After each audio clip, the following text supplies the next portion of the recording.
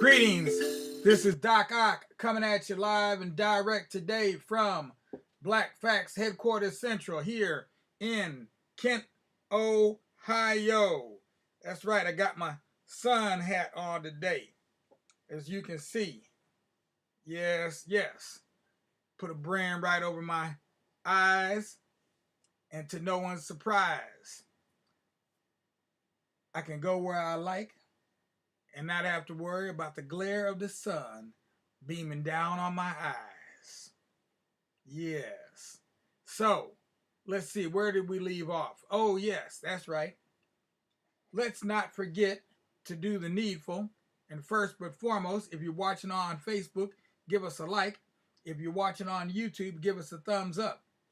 Whatever platform you may be viewing us on, make sure to go ahead and spread the word far and wide, north and south, all through the land about Black Facts and what we're doing here in this land.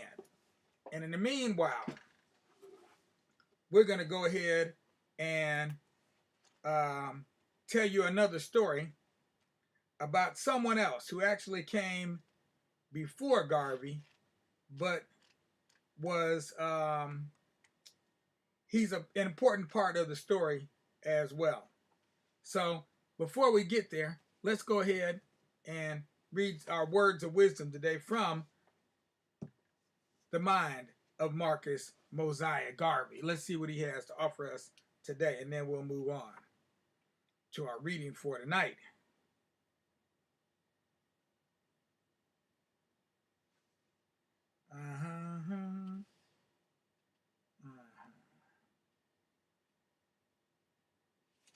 Okay, here it is here.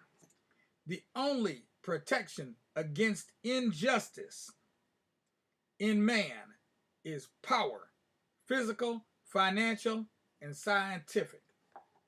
The only protection against injustice in man is power, physical, financial, and scientific. Power of the hour. All right, now we're going to move on. Here we go, right here. This is what I'm looking for. Right here. Page 66. Let's see what we got to say on page 66. Yes, we got a short one here. All right. So we're going to be doing some reading for the next few days or so from a book entitled Blake, or Huts of America. Blake, or Huts of America. It's a novel, and it's by Martin R. Delany, who actually is credited with being the first Black nationalist. Now, you know, I don't really get into all that first business because first can be last and last can be first, and it's usually not a blast because there's always a lot of confusion, because as soon as you get you get a handle on who you think is the first, you find out that there was somebody before them. But he's credited with being the first Black nationalist of such. So let's see what we have to say about Martin R. Delany. Born 1812, left this mortal realm in 1885. So just 2 years before the birth of Marcus Mosiah Garvey. They called him an ethnologist, a race man. I thank God for making me a man simply. But Delany always thanks him, God Almighty, for making him a black man. Thus spoke Frederick Douglass of his old friend Martin R. Delany, spokesman, physician, explorer, and scientist. Martin R. Delany was indeed proud of the Gullah and Mandingo blood which flowed in his veins. He was one of the leaders in the great debate following the passage of the Fugitive Slave Act in 1850. His pride of race was so great that he became a spokesman for those who felt that America was too inhospitable for persons of African descent. After serving as a prime mover in several conventions of free Negroes to discuss the possibility of immigrating to Africa. In 1859, Delany led the first and only exploratory party of American-born Negroes to Africa. In the region of the Niger River, Delany's party carried out scientific studies and made agreements with several African chiefs for the treatment of prospective immigrants from America. Trained in the natural sciences, Martin Delany attended the International Statistical Conference meeting in London in 1860 and read a scientific paper before the Royal Geographic Society.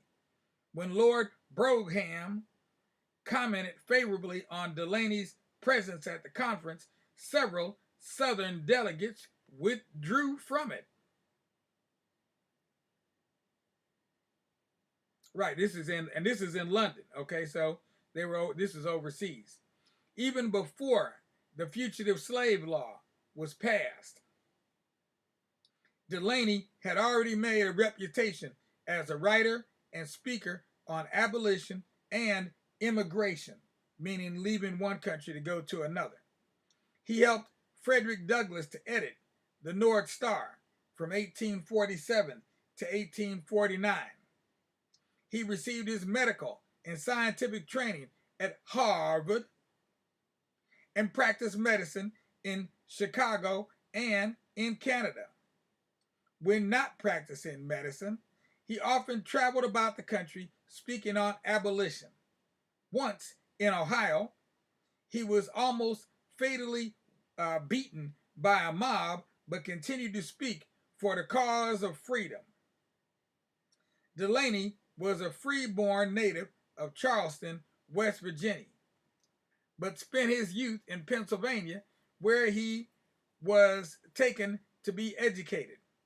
It was there that he became interested in seeking solutions to the plight of the Negro in America. For a short time, he published his views in his own newspaper called The Mystery. After gaining journalistic experience with Douglass, Delany published two major books. Book number 1, The Condition, Elevation, Immigration, and Destiny of the Colored People of the United States, Politically Considered. Now, today we use the term, people toss around this term, colored people of color, colored people, same difference.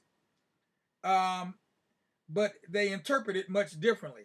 At that time, the only colored people that Delany was talking about when he described colored people were black folks.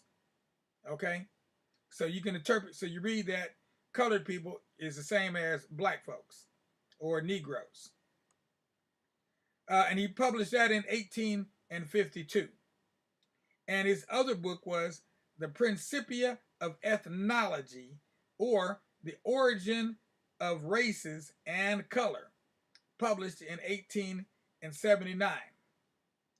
His devotion to the cause of freedom led him to seek audience with President Lincoln in 1865 to propose an army of Negroes. Now that's revolutionary. Commanded by Negroes. Although he was not successful in persuading the president to do this, he was commissioned a major in the U.S. colored troops, the first of his race to be so honored. He also served with the 109th Regiment. After the war, he worked with the Freedmen's Bureau for 3 years. Delany later became a customs inspector in Charleston, South Carolina, and then a trial justice in the same city. He died on January 24, 1885. Right, January 24, 1885. Now, the book they didn't mention is the one that we have here in front of us, this novel that I mentioned to you earlier that we're going to be reading some from, entitled Blake, or The Huts of America. Blake, or The Huts of America. So let's see what Martin R. Delany has to say about Blake or the Huts of America, keeping in mind that America goes beyond the boundaries of the United States of America and includes all of South America, all of North America, plus the Caribbean islands, etc. All of that is considered to be part of the Americas. Chapter 1, The Project. On one of those exciting occasions during a contest for the presidency of the United States, a number of gentlemen met in the city of Baltimore. They were few in number and appeared little concerned about the affairs of the general government. Though men of intelligence, their time and attention appeared to be entirely absorbed in an adventure of self-interest. They met for the purpose of completing arrangements for refitting the old ship Merchantman, which then lay in the harbor near Fells Point. Colonel Stephen Franks, Major James Armstead, Captain Richard Paul, and Captain George Royer composed those who represented the American side. Captain Juan Garcia and Captain Jose Castillo, those of Cuban interest. Here, a conversation ensued upon what seemed a point of vital importance to the company. It related to the place best suited for the completion of their arrangements.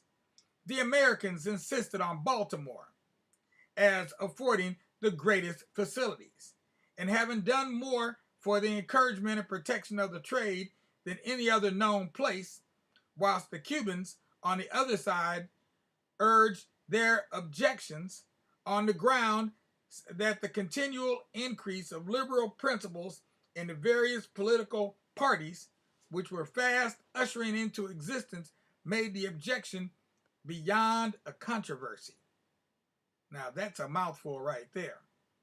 Havana was contended for as a point best suited for adjusting their arrangements, and that too with many apparent reasons, but for some cause the preference for Baltimore prevailed. Subsequently to the adjustment of their affairs by the most complete arrangement for refitting the vessel, Colonel Franks took leave of the party for his home in the distant state of Mississippi. Chapter 2. On the return of Colonel Stephen Franks to his home at Natchez, he met there Mrs. Arabella, the wife of Judge Ballard, an eminent jurist of one of the northern states. She had arrived but a day before him on a visit to some relatives, of whom Mrs. Franks was one. Their conversation, as is customary on a meeting of Americans residing in such distant latitudes, readily turned on the general policy of the country. Mrs. Ballard possessed the highest intelligence, and Mrs. Maria Franks was among the most accomplished of Southern ladies. Tell me, Madam Ballard, how will the North go in the present issue? Inquired Franks. Give yourself no concern about that, Colonel, replied Mrs. Ballard. You will find the North to be the North true to the country. What you consider true may be false. That is, it might be true to you and false to us, continued he. You do not understand me, Colonel, she rejoined. We can have no interest separate from yours, and you know the time-honored motto, united we stand, and so forth, must apply to the American people under every policy, in every section of the Union. So it should, but amidst the general clamor in the contest for ascendancy, may you not lose sight of this important point. How can we? You, I'm sure, Colonel, know very well that in our country, commercial interests have taken precedence of all others. which is a sufficient guarantee of our fidelity to the South. That may be, madam, but we are still apprehensive. Well, sir, we certainly do not know what more to do to give you assurance of our sincerity. We have, as a plight of faith, yielded Boston, New York, and Philadelphia the intelligence and wealth of the North in carrying out the compromise measures for the interest of the South. Can we do more? True, Madam Ballard, true. I yield the controversy. You have already done more than we of the South expected. I now remember that the judge himself tried the first case under the act in your city by which the measures were tested. Okay, and we're going to end right about there with her testing these waters, and we'll be back tomorrow at noon to continue on, and of course at 9, because this is Doc Ock at noon and 9 signing off. Keep in mind, there's a few things we always like to ask everybody to do because they are of critical importance in furthering our mission. Because this is your Black Facts channel, not mine. This is your channel. If you have something that you want us to focus on, let us know. And we'll do what we can to focus on that topic, that issue, that situation for a period of time. But we can't do it if you don't talk to us, you don't let us know, you don't make commentary, you just sit there like a bump on a log. So don't sit there like a bump on your rump. Get up off of your stump and stop acting like a chump. Give us some feedback, and while you're at it, go ahead, give us a like if you're watching on Facebook, a thumbs up if you're watching on YouTube, and then go ahead and subscribe to the Tubular Black Facts channel below. And for all you little children out there, let me not forget, because I almost did, that we need for each and every one of you to lay your little head on your little pillow, on your little bed, and close your eyes while you wait on that sun to rise. And when that big old sun rises up in that sky and sends all those sunbeams beaming down on your eyes, you know what to do. Rise and shine, oh chill in the mind. But don't do it before tomorrow and tomorrow and tomorrow. For tomorrow will be a brighter day for you and for me, as you soon will see. Meanwhile, peace out without a doubt, and justice, of course, because peace with no justice disgusts us, and we don't like being disgusted, although we do like being discussed. Peace out now.